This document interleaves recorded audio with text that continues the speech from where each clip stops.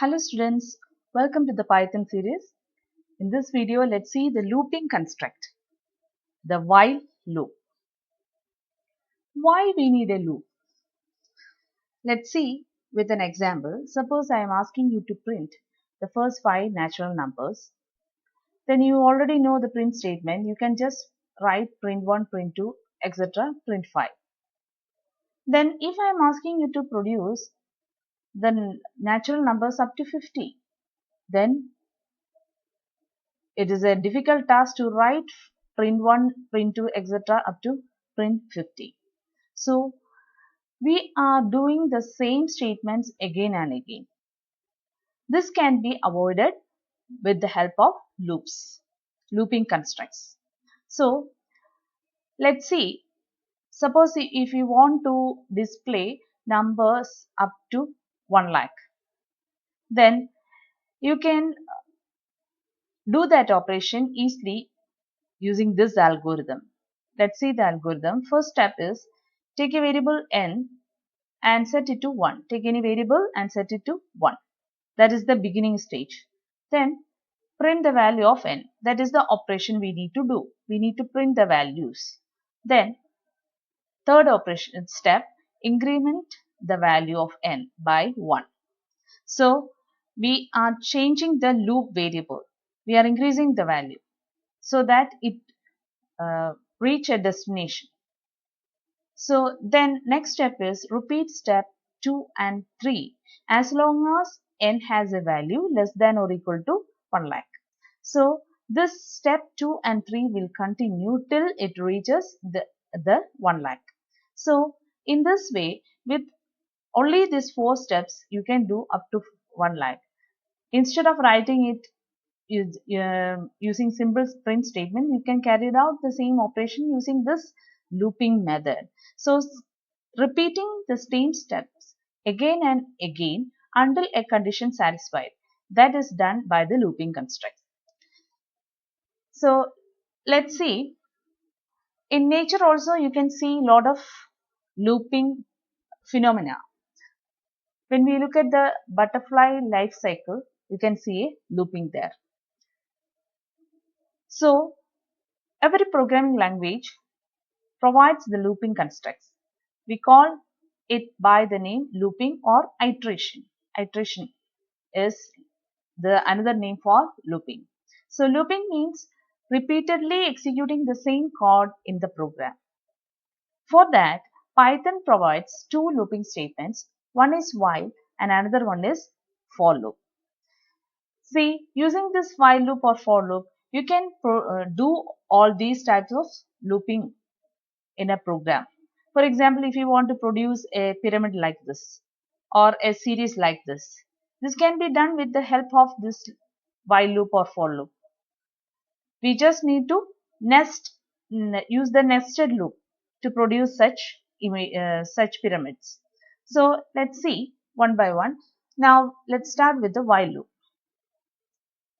While loop allows the repetition of a certain set of code upon the repeated testing of a Boolean condition. It repeatedly tests a Boolean condition and based on that it executes a certain set of statements. Let's see the syntax first. Look at the syntax.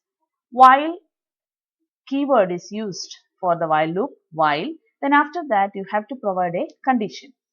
For forming a condition, you need to use the relational or logical operators that we have already covered up in the previous videos. So just go through it. After specifying the condition, then you have to put a full colon. Then the statements coming within this while need to be written after that. Look at the indentation. This is the block. Okay. Whichever statements you want to specify in this while can be mentioned here.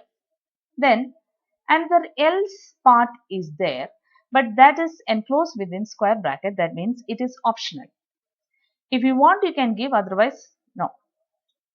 So if this else, if you are providing this else, after else you have to put a full colon, and whatever else part statements you are providing, you can write it here. I will explain the part one by one.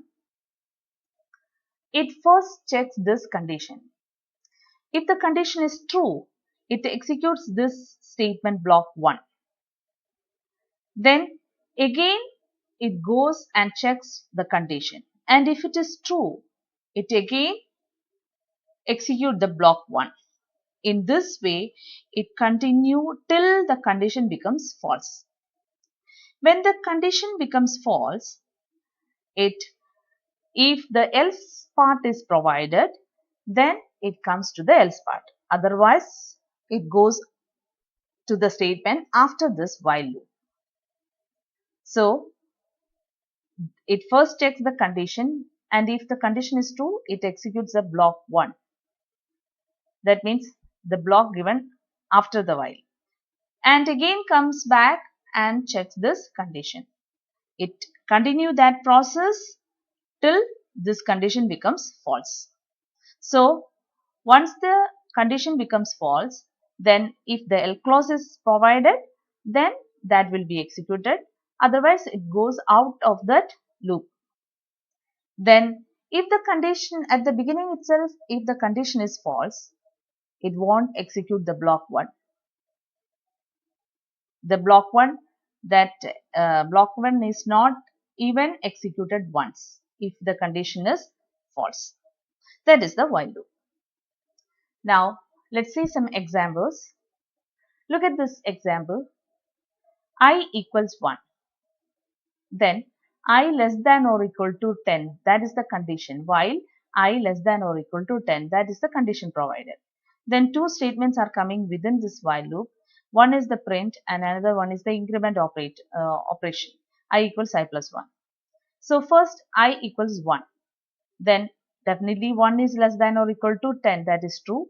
So it prints the value of I, then increments that to 2. Then again comes back and checks the condition 2 less than or equal to 10. That is also true. Then it prints the 2. Then 2 becomes 3. Then again check 2 less than or equal to 10. That is also true. Then it displays that value. Then again increments that. This process will continue till, let's look at with the 10.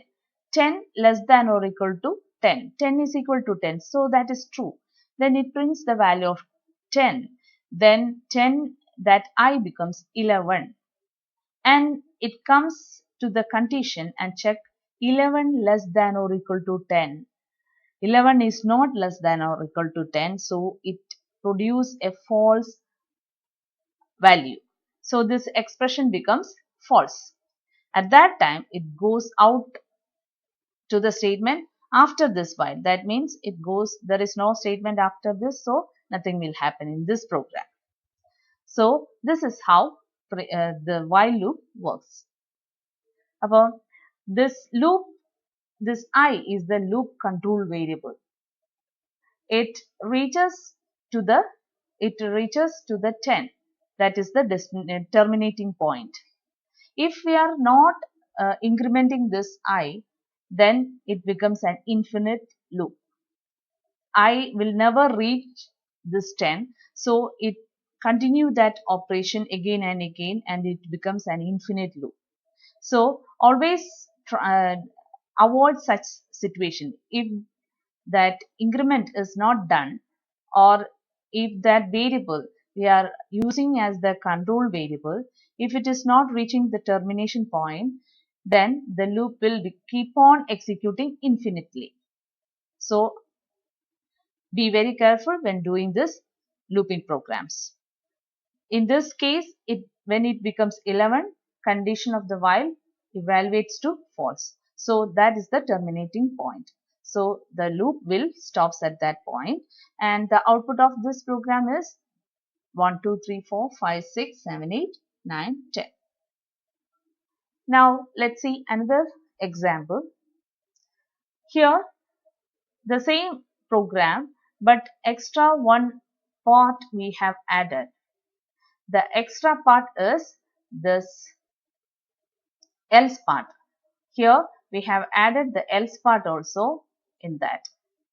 Else part is executed when the condition becomes false. So it is the same for, so it starts from 1, 1, 2, 3, 4, 5, 6, 7, 8, 9, 10. Then 10 also is displayed. Then I becomes 11. Then it checks 11 less than or equal to 10. Then it becomes false. When this becomes false, then it comes and execute this else part, because we have provided a else part here. So I'm just giving a print, that means move to the next line. Otherwise you can use slash n also. Here I have just used a symbol print to move to the next line. Then this message coming out of loop, that statement is also executed in this case. That is why in the output this line is showing. So this is another example with else part. Now let's see the flowchart for this one. It first starts with I equals 1. Then immediately it checks the condition I less than or equal to 10. And if it is true, it prints the value of I and increments the value of I. Then again it goes back and again checks the value of I less than or equal to 10. This loop will continue, this process will continue till the condition becomes false. Then when it becomes false, it comes out and print this message and stops the program.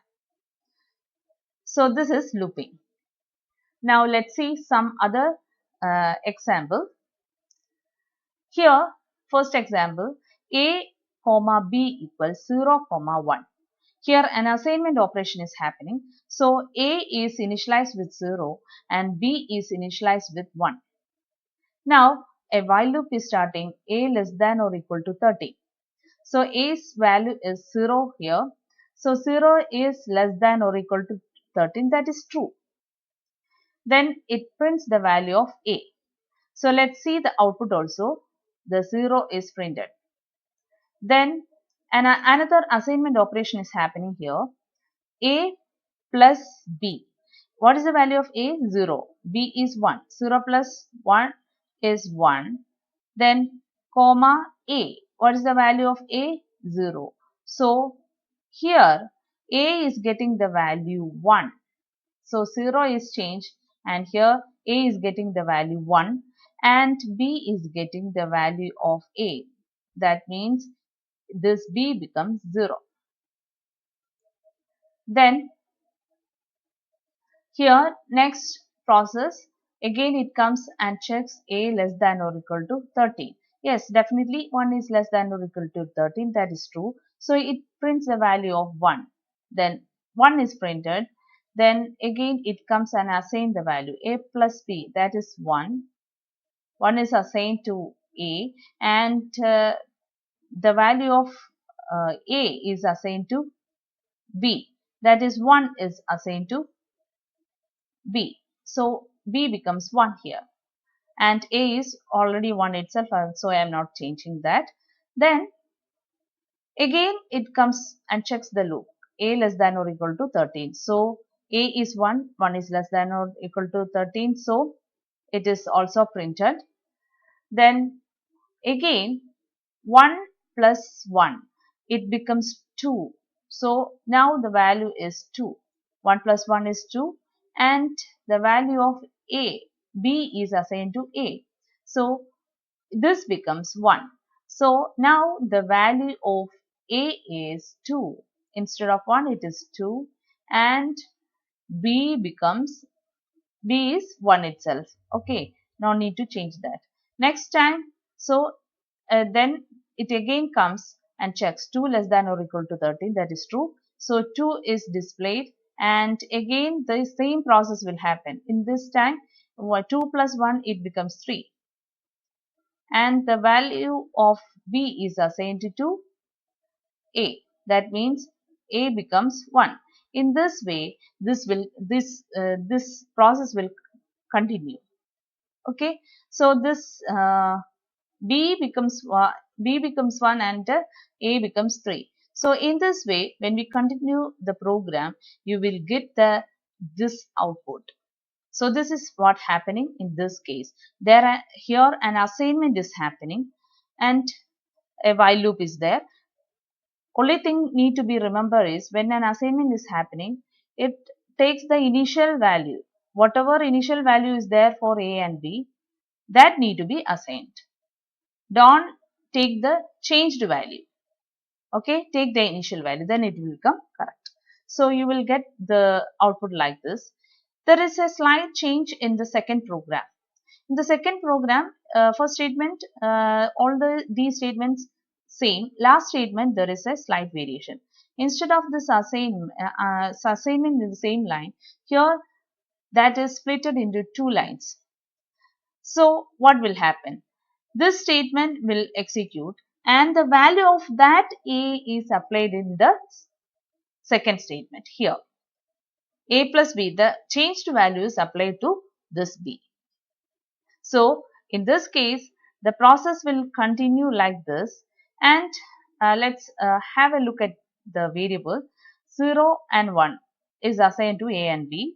Then we definitely 0 less than or equal to 13, that is true. So it prints the value 0. Then A is 0 now. 0 plus 1, that is getting to the value of A. So 0 is changed and now A is 1. Then that changed value is assigned to B. So already B is 1. So now in that iteration there is no change. Now let's move on to the next iteration. In the next iteration 1 is displayed and then after that both are 1. So this becomes 2. Here it becomes A 1 plus 1, that becomes 2. Then that value is stored to A. That means 2 is stored to B.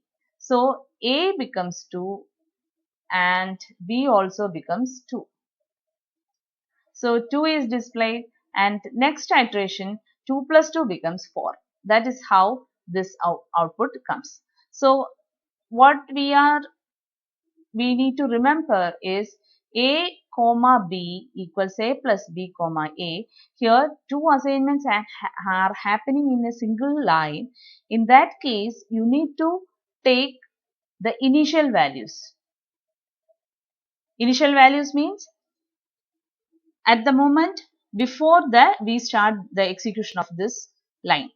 That values need to be taken. But here this statement is happening first, then comes this statement. So whatever changes happening in this statement, A equals A plus 1 is need to be applied to B equals A. The change value is applied here. So this type of questions also will be asked along with this while loop. So you must be careful about that. Now let's see another example. Here we are applying the else part along with this while. Slight change is there. Here you can see two print statements, but only this print statement, that means reached last, that print statement is only part of this else part. This print finally is not part of this while. While loop starts from here and it is up to this statement only. This print is outside this while loop. So when we execute this program, you will get the answer like this. See, first it becomes 10. Then num equals 10. Then 10 less than or equal to 17. That is true. It prints the value 10. Then it is checking num percentage 7. Percentage sign is used for getting the remainder, right? So it is just checking whether it is divisible by 7. Then we are applying a break statement. What is the purpose of this break statement? Whenever a break statement is happening, it goes out of that loop. Without getting into the terminating point, it is in between going out of the loop. For that purpose, you can use this break statement. So in this case 10 is displayed. Now 10 becomes 11. Then 11 is not also not divisible. So it is not going out. Then it becomes 12. Then it becomes 13. Then 14 comes. 14 is less than or equal to 17. Print the value of 14. 14 is displayed. Then after that, when we look at this statement, if num, that means 14 modulus 7 equal to 0. Definitely 14 is divisible by 7. At this point, it executes the break statement. Break statements will go out of the loop. That means in the exit there is a statement called finally. So that is executed after this 14. Even though you can go till 17, but in between 17, 14 is there. So 14 is divisible by 7. So we are breaking out of the loop. So you can apply a break statement if you want to go out in between the loop without reaching the destination point or terminating point. Now let's see the nested loop. Nested means writing a loop within another loop. Look at this example. Here we have used a loop, while loop here. This while loop is up to here. And within this while loop, we are applying another while loop. So a while loop within another loop. So this while loop is the outer while loop and this is the inner while loop. Let's see. Here we have a variable I. I is initialized to 1. Then we are checking I less than or equal to 3. So 1 is less than or equal to 3. So it will enter this loop. Here we have another variable called j. J equals 1. Then in a loop, we are just checking j less than or equal to I. J is 1. So 1 is less than or equal to 1. So that is true. So it will print the value of j, that is 1. 1 is displayed. Now j becomes 2. It becomes 2. So this looping condition is false now. Then it goes out, that means to the outer loop. Then here in the outer loop, another print is there just to move to the next line. I'm just giving an empty print to move to the next line. That means next one will be in a new line. Then here I am increasing the value of I, that I becomes 2 here. I becomes 2. Then again 2 less than or equal to 3 is true. Then I again it becomes 1. Then it prints the value of j 1. Then it becomes 2. That is also printed. Then it becomes 3. That is the terminating point of the inner loop here. So the i's value is 2. So 3 is not less than or equal to 2. So it goes out from the inner loop. Again I becomes 3. I becomes 3 and again this process will continue. J it becomes 1, 2, 3 and it becomes 4. At that point the inner loop terminates and it goes out and I becomes 4. Then it comes to this area and check 4 less than or equal to 3. 4 is not less than or equal to 3, right? At that time it goes, the outer loop also terminates. So you will get an output like this: 1, then 1, 2, then 1, 2, 3. So here outer loop terminates at this point I, if the I becomes 4, and inner loops each case for each value of I, these are the terminating point. J it becomes 2, then then next case 3, next case 4. So this is a nested loop. So let's summarize what we have covered up in this video.